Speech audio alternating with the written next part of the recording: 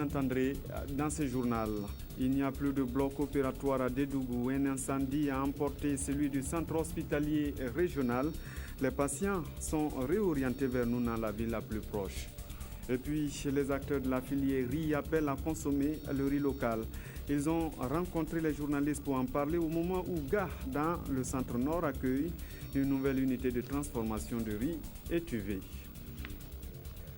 Bonsoir à tous et merci de suivre les 20h de la télévision du Burkina. Après l'Élysée, le président du Faso était hier au secrétariat général de la francophonie.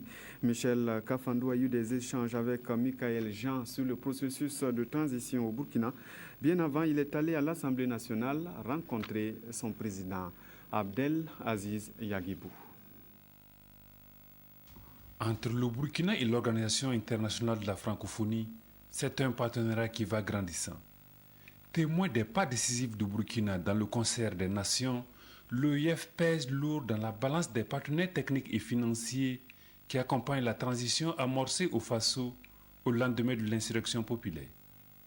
Conformément à ses missions et en ses qualités de membre du groupe international de suivi et d'accompagnement de la transition, l'organisation envisage mettre en œuvre des chantiers en vue d'aider à redresser la gouvernance du pays et à la mettre sur des fondations solides. Les réformes entreprises au plan politique et juridique, les instances impliquées dans l'organisation des élections d'octobre prochain, telles la CENI, le Conseil constitutionnel et le Conseil supérieur de la communication, bénéficieront d'un appui conséquent. Promesse faite par la secrétaire générale de l'OIF, Michael Jean, au cours d'un entretien qui aura duré 1 heure environ avec le président du Faso et sa délégation. La CENI, qui bénéficiera d'un appui à la mise en place et au fonctionnement de systèmes de transmission accélérés et sécurisés des résultats électoraux. Aussi un appui à la fiabilisation du fichier électoral, à la rédaction d'un plan stratégique 2015-2020. Aussi, nous travaillerons au plus près de la commission du Conseil constitutionnel qui bénéficiera d'un renforcement de ses capacités, qui se traduira par la contribution de l'OIF à la tenue de séminaires de formation. Sachez que l'OIF prévoit également de soutenir le Conseil supérieur de la communication en aidant à mettre en place un système, je dirais, de surveillance, de monitoring des médias en période électorale. Cela est important. L'appui de l'OIF sera aussi mobilisé en faveur de l'observation nationale des élections, la formation des observateurs nationaux, car qui dit transition parle aussi renforcement institutionnel dans le secteur de la justice, à la suite des états généraux de la justice, et je salue le fait qu'au Burkina Faso il y ait eu ces états généraux de la justice. Cette visite de Michel Kafando au siège de l'institution à Paris sonne donc comme un devoir de reconnaissance. Nous apprécions donc ce soutien à nos côtés. Et comme elle a souligné, l'OIF est présente par l'intermédiaire du groupe international de suivi et d'accompagnement de la transition au Burkina Faso par un certain nombre de gestes que nous apprécions à leur haute portée. Alors c'est encore une occasion pour moi, devant vous tous, de la remercier et surtout de dire que nous comptons encore sur elle parce que nous avons besoin pour traverser toute la transition et arriver à établir au Burkina Faso de nouvelles institutions qui soient crédibles à l'issue d'élections que nous voulons transparentes, claires. Nous avons besoin encore de l'accompagnement de l'OIF et aussi de Madame la secrétaire générale. La démarche de Michel Kafando afin que la graine de la démocratie que sèmera la transition pousse, grandisse et porte des fruits aux vertus durables ne faiblit pas. Outre l'OIF, le président du Faso s'est rendu à l'Assemblée nationale française où il s'est entretenu avec le président de cette institution, Claude Bartolone. Le président du Faso poursuit son séjour toujours en France où il a rencontré aujourd'hui le personnel de l'ambassade du Burkina en France. Il a aussi rencontré les Burkinabés vivant en France et le consul. Nous y reviendrons dans nos prochaines éditions. Pendant ce temps, le gouvernement était face à la presse ce matin. 3 ministres étaient là pour le bilan de la cérémonie d'hommage aux martyrs, l'absence de certaines composantes de la société et les doléances exprimées par les familles des victimes étaient au menu des échanges. Drissa Seri. Du 27 au 31 mai dernier, la nation tout entière a marqué un arrêt pour rendre hommage aux martyrs de l'insurrection populaire des 30 et 31 octobre 2014 et perpétuer leur mémoire. Conférences publiques, prières pour le repos des âmes des martyrs, retraite au flambeau, la commémoration de la journée nationale d'hommage aux martyrs a été couronnée par la cérémonie d'hommage rendue aux martyrs le 30 mai 2015. Le gouvernement se dit satisfait du bon déroulement de toutes ces activités pleines d'émotions qui ont été menées dans le recueillement et la ferveur. Le comité national d'organisation et le gouvernement se réjouissent d'avoir pu mener l'ensemble des activités qui étaient au programme. C'est le lieu pour nous de réitérer nos remerciements à vous, hommes et femmes de médias, pour votre contribution dans le succès des activités. Au peuple burkinabé qui n'a pas ménagé sa participation aux différentes activités, le comité national d'organisation lui adresse également ses remerciements. Selon le ministre Auguste Denis Barry, si aucun incident majeur n'a émaillé le déroulement des activités, il convient cependant de relever l'incident survenu au cimetière de Goungen lors du dépôt de gerbes, incident au cours duquel un militant de l'ancien régime a failli être molesté. Le gouvernement a diligenté une enquête pour comprendre ce qui s'est passé. Sur la non-participation du mouvement burkinabé des droits de l'homme et des peuples MBDHP, le gouvernement regrette cette situation et aurait souhaité son implication. Il pouvait d'ailleurs saisir cette opportunité pour attirer l'attention du gouvernement sur les besoins de vérité et de justice. Nous pensons que rendre hommage n'est pas incompatible avec la recherche de la vérité et la justice. Et que cet acte-là, dans un contexte africain, relève de notre point de vue de la conséquence et tout simplement de la logique. Le gouvernement se dit ouvert à toute suggestion permettant de prendre en compte les questions qui entourent cet événement de haute portée nationale. Recherche de vérité et de justice, institution d'une journée d'hommage aux martyrs, décoration des blessés, droits des victimes et des ayants droit, des réflexions sont en cours. Toutes ces préoccupations seront prises en compte dans la mesure du possible. Après l'hommage, place à la réconciliation. Et c'est ce que la Fédération des ambassadeurs de la paix est allée dire au Premier ministre avec Yacouba Isaac Zida. La Fédération a émis le vœu que le Burkina connaisse une paix durable. C'est 12 ans. La Fédération pour la paix universelle chez le Premier ministre. Ces ambassadeurs de la paix sont venus porter à la connaissance de Yacouba Isaac Zida les grandes cultures de la paix que porte la Fédération et la contribution qu'elle apporte à la construction de la paix au Burkina Faso. En cette période très significative que traverse cette nation, le Burkina, il était très indiqué que nous puissions apporter notre contribution à la réalisation de la paix dans cette nation. Et nous ne pouvons que placer cela sous le patronage de son Excellence le Premier ministre. En l'occurrence, la journée du 2 juin 2014-2015 pour nous est l'occasion de lancer à travers une émission à la RTB un programme Semons la graine de paix au Burkina Faso. Sacré Koundé d'or 2015, l'artiste musicien Sana Bob a également été reçu par Yacouba Isaac Zida. Sana Bob est venu présenter son Koundé d'or au chef du gouvernement. J'ai eu la chance de nominer de Koundé d'or chaque année. Et il est très important pour moi de venir non seulement le remercier et le montrer à mon Koundé que c'est un Koundé de notre temps, c'est Koundé de notre temps aujourd'hui, c'est Koundé du peuple burkinabé. Et je ne peux pas avoir vraiment ce grand trophée. Donc chaque Burkinabé et chaque artiste burkinabé vraiment dans son souhait d'être nominé comme un Koundé d'or. C'est pour cela que je suis venu vraiment le remercier, non seulement de montrer à mon Koundé. Une démarche bien appréciée par Yacouba Isaac Zida, qu'il a exhorté à plus de courage, car les messages de paix véhiculés par l'artiste participent à l'éducation de la société burkinabé.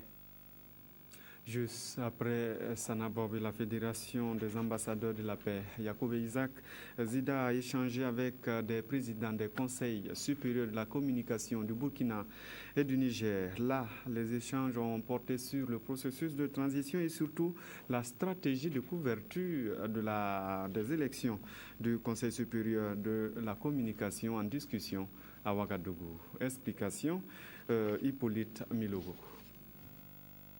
Je suis venu comme à l'accoutumée pour rendre une visite de courtoisie à son Excellence, Monsieur le Premier ministre, et profiter de cette visite-là pour s'enquérir de conditions dans lesquelles la transition démocratique est en train de se dérouler au Burkina Faso. J'ai également, de mon côté, tenu à manifester toute la solidarité du Conseil supérieur de la communication du Niger au Conseil supérieur de la communication du Burkina Faso, et au-delà, la solidarité du réseau des instances africaines de régulation de la communication, dont j'assure la présidence en exercice, au peuple burkinabé et aux autorités de transition pour tous les efforts qu'ils sont en train de déployer pour matérialiser l'aspiration du peuple burkinabé à la démocratie et à travers l'organisation d'élections libres, honnêtes et transparentes dans un contexte social et politique apaisé. Nous avons beaucoup échangé sur l'expérience du Niger en matière d'organisation des élections dans un contexte de transition. Et c'est cette expérience d'ailleurs que je suis venu partager avec mes collègues du Conseil supérieur de la communication. C'était là donc les propos de Abdourahmane Ousmane, président du Conseil supérieur de la communication du Niger, recueilli par Hippolyte Milogo. Cette stratégie de couverture des élections dont parle le président du CSC du Niger est bâtie autour de la communication politique et cohésion sociale.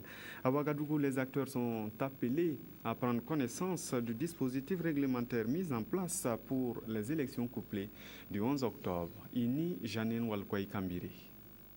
Les médias, tant en période ordinaire qu'en période électorale, constituent des partenaires privilégiés dans la vie politique.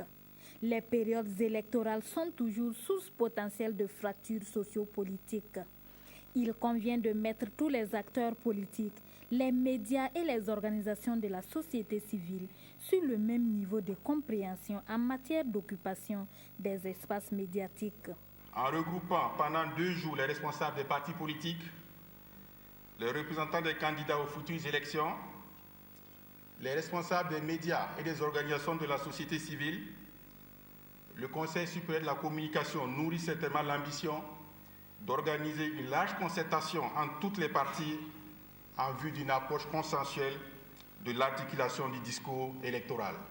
Si l'organisation de la couverture médiatique des élections au Burkina était jusque-là circonscrite aux seuls candidats présentés par les partis politiques dans l'articulation des cadres d'expression pour celle de 2015, il faut faire adjonction des candidatures indépendantes qui vont compétir avec les partis politiques sur une base égalitaire. Le challenge qui est le nôtre, je vais dire, du Conseil supérieur de la communication et des médias, doit nous conduire à tourner cette page pour nous atteler à l'organisation d'une couverture médiatique apaisée des futures élections. Le Conseil supérieur de la communication fonde l'espoir sur la construction d'un large consensus à l'issue de ces travaux en vue d'asseoir une collaboration fructueuse entre les différents acteurs de la vie politique. L'objectif est de parvenir à des consultations électorales apaisées au Burkina à travers un égal accès des partis politiques et des candidats aux médias de service public. De leur côté, les partis politiques sont en pleine préparation de ces élections, justement. Après les Ounouéogo, le président de l'Union pour le progrès et le changement, par exemple, était dans le Boulgou. Dans la capitale du centre-est, Zéphirin Diabré a parlé avec ses militants. Il leur a demandé de voter pour lui aux prochaines élections. Claudine Dimabio-Bikaba. Béguédou est la première escale du 2e jour de la tournée de Zéphirin Diabré ce 29 mai dans le Boulgou. Un accueil lui a été réservé là dans la matinée. Puis Ouarégou, Komtouenga et Boussouma l'avant-dernière étape. Pendant tous ces périples, il a laissé les populations s'exprimer en premier avant de livrer son message.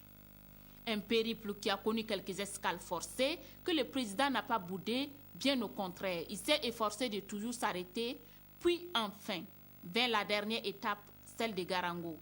Comme l'on pouvait s'y attendre, c'est à des kilomètres qu'il a été accueilli en digne fils de la localité. Le message que nous leur avons apporté est le même que nous apportons depuis la naissance de l'UPC en 2010, à savoir qu'il faut œuvrer pour un changement. Le changement dans le quotidien du citoyen aussi ne peut s'opérer que s'il y a un changement dans la gouvernance du pays. Et pour ce faire, il est important donc que ces populations se mobilisent là pour qu'il y ait une alternance, pour qu'il y ait aussi une nouvelle génération de dirigeants qui accèdent aux affaires publiques. Durant ces 2 jours de la tournée, la population lui a exprimé son soutien partout où il est passé. Le président du parti de l'UPC est allé se faire entendre, accompagné des militants venus hors du pays et de ses camarades de lutte. Des militants qui espèrent le voir remporter les élections au soir du 11 octobre prochain. Un peu plus à l'est, à Bogandé, c'est le NTD de Vincent Dabulgou qui est à la chasse des voix. Le président du parti est allé installer son représentant dans la localité pour coordonner les opérations. Il a fait le point de cette tournée depuis la création du parti. Issa Diallo. Le bureau exécutif national du Nouveau Temps pour la démocratie NTD a été accueilli en pompe par ses militants et sympathisants à l'entrée de Bogandé. C'est la cour de l'hôtel de ville de Bogandé qui a servi de cadre pour le meeting du NTD. Tour à tour, jeunes, femmes et vieux ont affirmé leur engagement au NTD. C'est une question d'idée, une question d'engagement.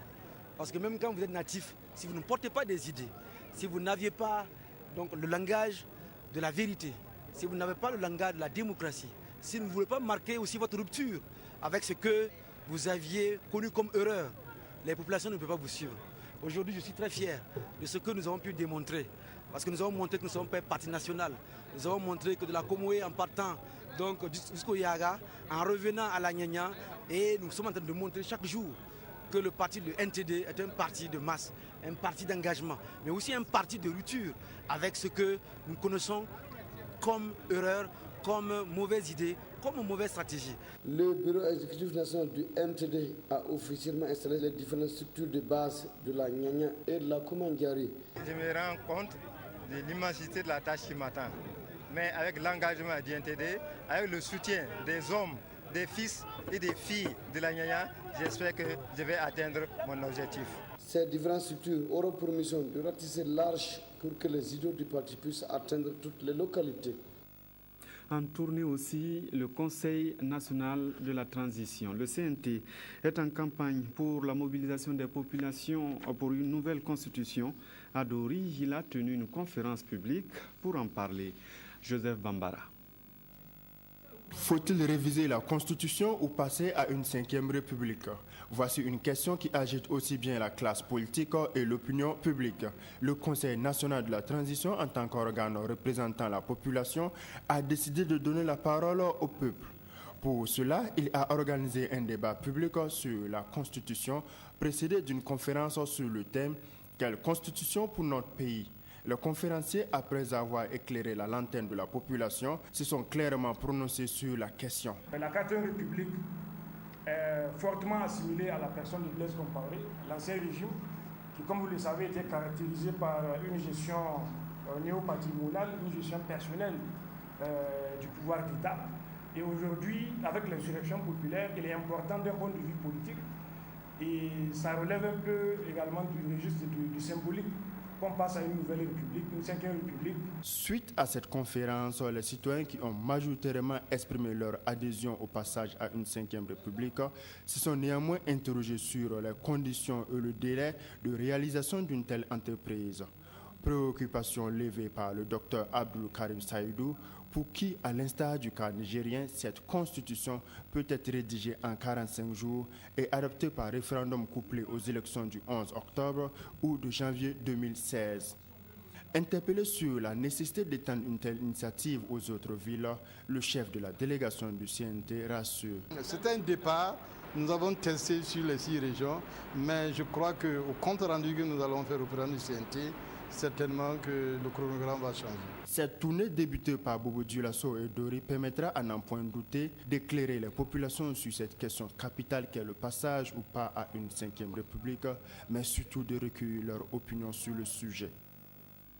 À Dédougou, la population attend la reprise des activités du bloc opératoire. Depuis un certain temps, le bloc est en panne et les patients sont évacués au CMA de Nouna. La cause, un incendie a mis hors d'usage le matériel et conduit à un arrêt de travail.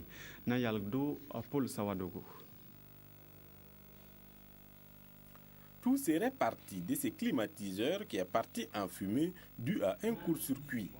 Et depuis lors, le bloc opératoire du centre hospitalier régional de Dédougou ne fonctionne plus. Le 15 mai, nous avons eu un incident au bloc. Il y a un de nos climatiseurs qui a pris feu et puis ça a arrêté nos activités. Donc ce qu'il faut préciser, c'est que nous avons un petit handicap ici, pour ne pas dire un gros handicap. Au niveau du CHR de Dédougou, les obus d'oxygène, l'oxygène se trouve à l'intérieur du bloc. Et dès qu'il y a incendie avec l'oxygène, ça ne fait pas bon ménage. Le plan B du CHR est en marche. Les patients en intervention chirurgicale sont évacués vers d'autres formations sanitaires en attendant la réparation du bloc opératoire. Nous avons déjà entamé le processus. Les obus étaient à l'intérieur, il faut les extérioriser, il faut sécuriser aussi les circuits électriques. Donc nous pensons que c'est une situation que nous voulons résoudre, en tout cas dans sa globalité. Et actuellement, nous sommes en contact avec Air Liquide qui doit nous fournir un devis dans les jours à venir, dans la semaine. Et à l'issue des devis et des informations techniques, nous pensons que les travaux pourront commencer très urgemment pour que le bloc puisse être fonctionnel dans les meilleurs délais.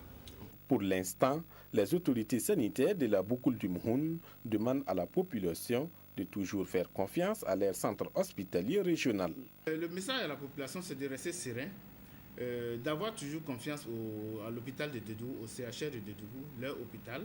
Et je pense que lorsqu'il y a un problème, qu'ils viennent toujours au niveau de l'hôpital pour une meilleure prise en charge. Construit dans les années 1950, le centre hospitalier régional de Dédougou rencontre un certain nombre de difficultés dues à la vétusté des bâtiments.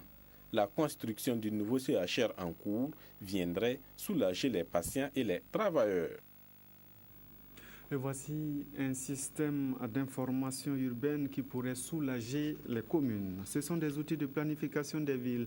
Le ministre de l'Urbanisme a remis ces outils à 8 des communes. Ce matin à Ouagadougou, Tanga Robert Kafando. Ces kits remis au président des délégations spéciales contiennent des données stratégiques pour la gestion et la planification de 8 communes du Burkina. Des systèmes d'information urbaine élaborés par la Direction générale de l'aménagement et du foncier et mis à la disposition des dites communes pour une meilleure gestion de leur espace et un bon suivi du développement urbain. On ne peut pas construire les villes si on n'a pas une idée déjà de ce qu'on envisage de faire par exemple d'ici 20-30 ans. Donc ce système-là leur permet d'avoir toutes les données nécessaires relatives à la dynamique de l'évolution de leur ville. Les systèmes d'information urbaine sont de nouveaux instruments de gestion des villes qui privilégient le projet urbain ou territorial et la planification stratégique. Des outils qui, bien exploités, pourraient améliorer la gouvernance urbaine. Le défi pour nous aussi sera vraiment de faire en sorte que cet outil-là soit permanemment mis à jour. Et je pense que nous allons prendre cela à bras le corps et nous allons nous investir pleinement afin de pouvoir y parvenir de manière quotidienne et régulière. À cette cérémonie, 8 communes ont reçu leur système d'information urbaine. Il s'agit des communes de Banfora, de Dori, de Gawa, de Kaya, de Koudougou, de Manga, de Wayouya et de Diebougou. Au-delà de ces 8 communes, toutes les communes de Burkina auront aussi dans les jours à venir une stratégie de renforcement des capacités. Un comité de 27 membres a été installé ce matin avec pour mission de définir les curricula de formation au Lopoda. Il a pour mission de conduire les aspects pédagogiques et techniques liés à la formation des acteurs de la décentralisation. Le comité pédagogique de la stratégie nationale de renforcement des capacités des acteurs de la décentralisation est opérationnel avec l'installation officielle de ses 27 membres. C'est sur ce comité qu'il faudra désormais compter pour rendre aptes les collectivités territoriales pour une gestion efficace et durable des affaires locales. C'est un pas de plus, un pas important vers l'accomplissement en tout cas de la vision qui, à ambitionne de faire en sorte que le développement ne soit pas seulement centralisé, mais que le développement soit décentralisé jusqu'au plus petit hameau d'habitation de notre pays et faire en sorte que le développement soit perçu sous un angle holistique, intégrant tous les acteurs, que ce soit au niveau local, que ce soit au niveau de l'administration centrale. La stratégie nationale de renforcement des capacités des acteurs de la décentralisation est conçue pour doter les collectivités territoriales d'un capital humain qualifié, capable de produire des biens et services qui répondent aux aspirations des populations. Et ce comité pédagogique est beaucoup attendu sur le terrain de la conception et de la mise en œuvre d'actions de formation en vue de faire de l'homme une compétence au service de la collectivité. Ga a désormais une unité de transformation agroalimentaire. Ce village du centre-nord peut transformer son riz, notamment le riz étuvé et ses dérivés. Le but est de lutter contre la pauvreté au niveau des femmes. Kadissa Nogo. L'inauguration de cette unité de transformation agroalimentaire est une bouffée d'oxygène pour les femmes de Ga. Grâce aux produits transformés, elles sont dans la dynamique des activités génératrices de revenus, toutes choses qui leur permettent de lutter contre la pauvreté. Le thème retenu est, avec la fondation Bill et Melinda Gates, promouvoir l'agro-industrie autour des plateformes multifonctionnelles pour l'autonomisation économique des femmes. Avec les formations et le matériel qu'on nous a donné, ça nous permet vraiment de faire des produits de qualité, de transformer par exemple le riz là, en un produit de qualité. Ce projet est la première plateforme qui utilise le biogaz. Il bénéficie du soutien de la fondation Bill et Melinda Gates et de la coopération luxembourgeoise. On passe des petites activités génératrices de revenus en véritable entreprise rurale. Je pense que ça diminue la pauvreté des femmes, mais aussi ça apporte de la qualité aux produits qu'elles transforment et qu'elles peuvent vendre au-delà de leur village, au-delà même des frontières du Burkina. La mise en place de cette unité agroalimentaire va accroître leurs revenus et contribuer à l'amélioration de leur statut nutritionnel et alimentaire. Série Made in Burkina, les acteurs de la filière veulent le voir tous les jours dans nos assiettes. Pour défendre leur position, ils ont rencontré les journalistes. Ils veulent solliciter leur appui pour la promotion du riz local. Maxime Zongo. Plus de 300 000 tonnes de production annuelle, des parcelles de riz un peu partout à travers le pays, des points de vente dans la quasi-totalité des quartiers, une illustration parfaite de la taille et de l'enjeu du riz produit au Burkina. La principale contrainte, sa commercialisation, une faiblesse que les acteurs entendent corriger à travers une large campagne de communication. La grande campagne multimédia que nous voulons conduire nourrit l'ambition de lever les obstacles à l'écoulement et à la consommation du riz du Burkina. Nous espérons, à l'issue de cette campagne, obtenir des parts supplémentaires sur le marché national du riz. Cette conférence de presse marque donc le coup d'envoi d'une campagne de communication multimédia grand public. Objectif, contribuer à la promotion du riz made in Burkina, fortement concurrencé par le riz importé. Selon les statistiques de notre ministère, la production nationale de riz couvre à peu près 42 à 45% des besoins en riz. Donc ça veut dire que si nous voulons satisfaire tous les besoins, il faut importer. Alors, mais je pense qu'il faut peut-être réguler les importations de telle sorte que cela n'impacte pas négativement le riz national. La campagne qui s'étend sur un mois donnera l'occasion aux producteurs, transformateurs, commerçants et bien d'autres d'intensifier les actions de promotion du riz du Burkina. Ils s'évertiront à démontrer ses qualités et surtout à justifier la nécessité d'en faire une priorité. De son côté, l'Institut de formation INADES fait la promotion de la formation locale.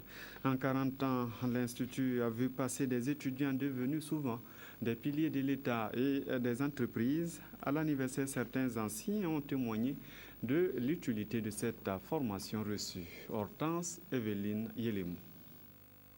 réseau international de solidarité et d'accompagnement des initiatives de développement des populations défavorisées, INADES Formation répartie à travers 10 pays africains. Pour ses 40 ans de présence au Burkina, c'est un jubilé aux allures d'introspection qui est célébré. Il nous fallait nous arrêter, nous, la nouvelle génération, pour comprendre ce qui s'est passé avant et écouter ceux qui étaient là avant, comment ils travaillaient, parce que c'est parce qu'ils ont eu un succès que nous en sommes là aujourd'hui.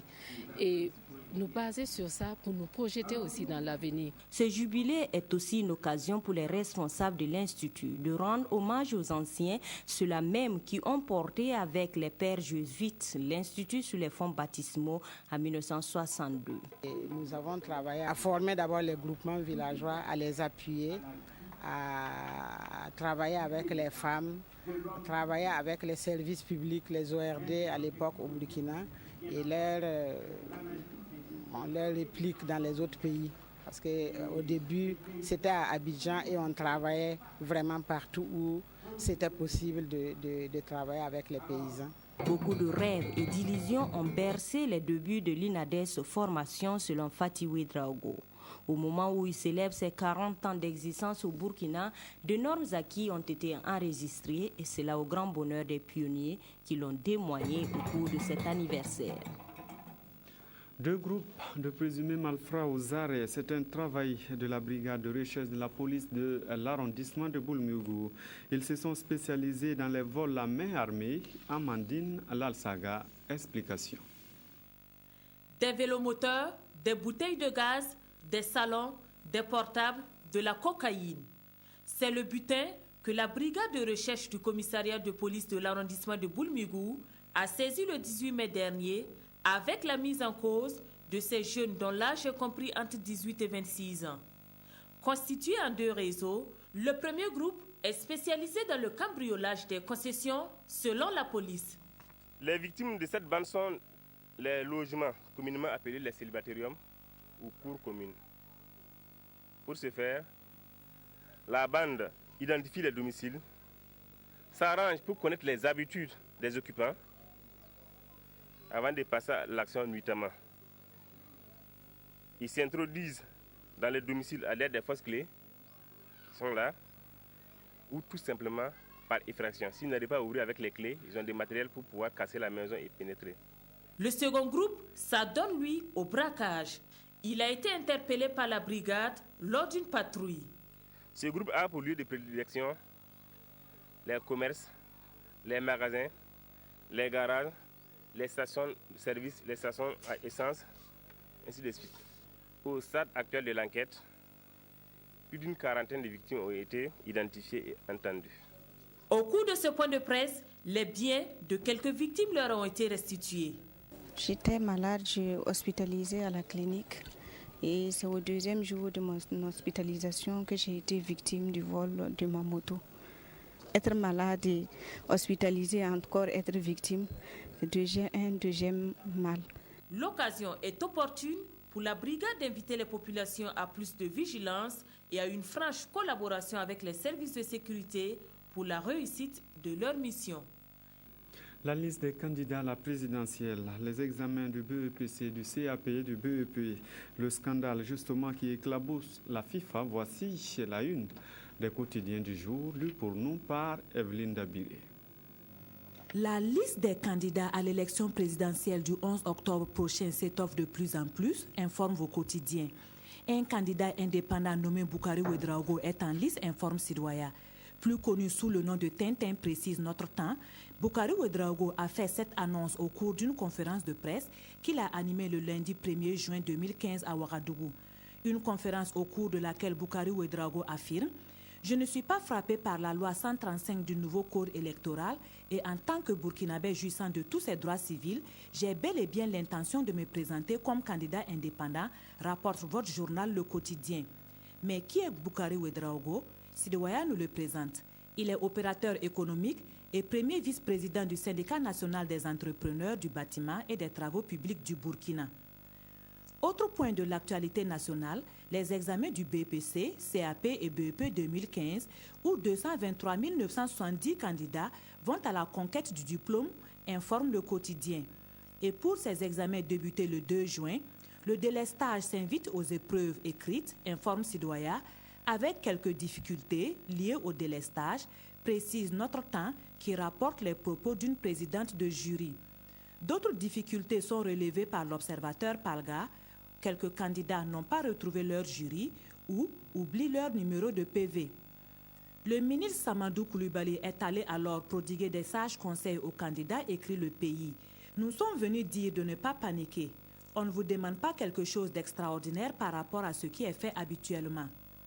Première épreuve administrée, la dictée, à lire dans Notre Temps, et le texte d'étude avec les questions de compréhension dans l'Observateur Palga. En page internationale, vos quotidiens font cas du scandale qui éclabousse la FIFA. Notre Temps annonce la démission de Joseph Sepp Blatter, président de la FIFA, qui s'est, selon l'Observateur Palga, courageusement résolu à rendre le tablier parce que, dit-il, je ne sens pas le soutien de la planète football dans sa totalité. Mais mon confrère remarque que cette lucidité subite arrive tard. Et une analyse de ce scandale amène mon confrère à écrire. Maintenant que leur mentor est tombé, de nombreux dirigeants de fédérations et de confédérations doivent avoir le sommeil trouble. Car, régulièrement d'ailleurs, les noms de Issa Hayatou, président de la CAF, Jacques Hanouna, pour ne citer que ces deux-là, sont revenus dans ces histoires de corruption. Et l'observateur s'interroge, la vague va-t-elle déferler sur la CAF? Une interrogation justifiée par Le Pays. Il y a fort à parier que ce qui vient d'être révélé n'est que la partie visible de l'iceberg. Et mon confrère conclut, la caverne d'Ali Baba n'a pas fini de livrer tous ses secrets. On s'arrête là pour ce soir. Merci d'avoir suivi cette édition. On se retrouve tout à l'heure pour la dernière édition du journal.